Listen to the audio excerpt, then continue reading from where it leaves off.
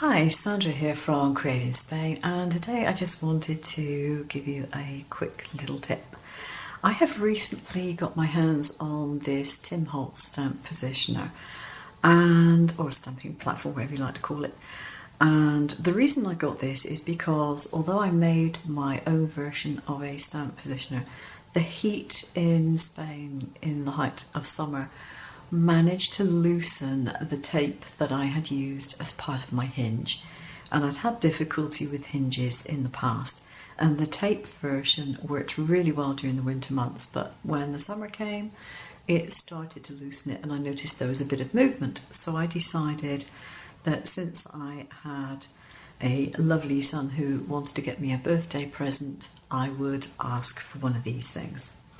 So it duly arrived, courtesy of my friend Alison, who's visiting last week, and I set about using it, and I discovered it comes with two magnets, by the way, two strong magnets, but I discovered that with the stamps that I use, which are photopolymer and are pretty sticky, I was still having issues with the card or the paper actually pulling up when I lifted the lid.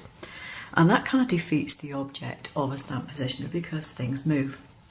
So I wasn't very happy with that, but I realised too that it's partly because, as I said, I do use photopolymer. A lot of people buy clear stamps, but they're not necessarily photopolymer and they're not sticky. If, however, you make your own stamps, or indeed you use a proper photopolymer stamp, you may well find that they are lifting up paper. So I decided I needed a solution to this, and this is my solution.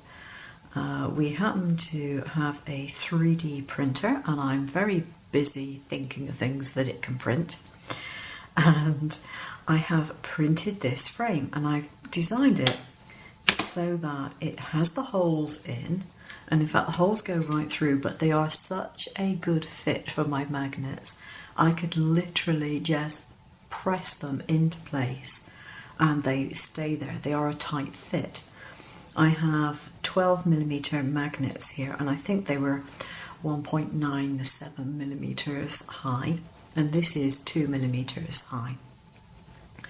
So they are slightly below flush with the surface, but because I have so many of them, I can place it on here and it keeps my card and paper, whatever, in place, and it doesn't move in the same way that it used to.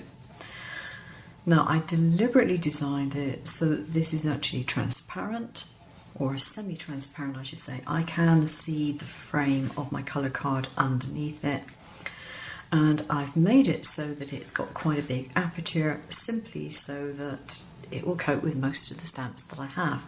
If I was doing a complete background stamp, I wouldn't have a problem really, because I'd be stamping it once over the entire piece of card, and I probably wouldn't even use a stamp positioner to do that because not really any great point.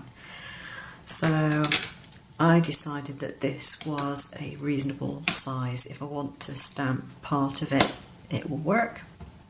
If I want to stamp pretty much all of it, it will work. I designed it with these nice wavy lines on, so it has a dual function.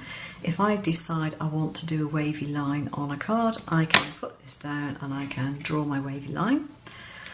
I have a different line on this side, so again I can draw a different angle, and because of the magnets it's not going to move on me. So that is my solution to my problem. And maybe it will help any of you who have a similar problem. I don't know. I just thought I'd share. Thanks for watching. Take care now. Bye bye.